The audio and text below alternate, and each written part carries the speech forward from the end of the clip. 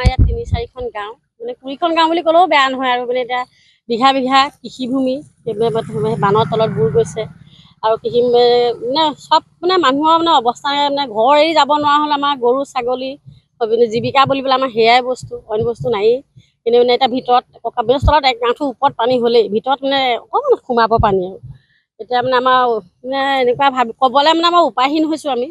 আৰু মুখ্যমন্ত্ৰী আহি যোৱা 25 চনত আমাক প্ৰতিশ্ৰুতি দিছিলে যে ইয়াত আমি কিবা এটা মানে সংস্থাপন দিম বা হেৰি কৰিম, কিন্তু আমি একো নাপালোঁ।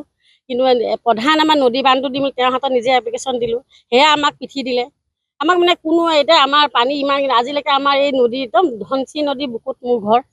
মানুহ মানে আপোনাৰ এতিয়া কোনো এজন প্ৰশাসনৰ মানুহ আমাক গৈ দেখা দিয়া নাই।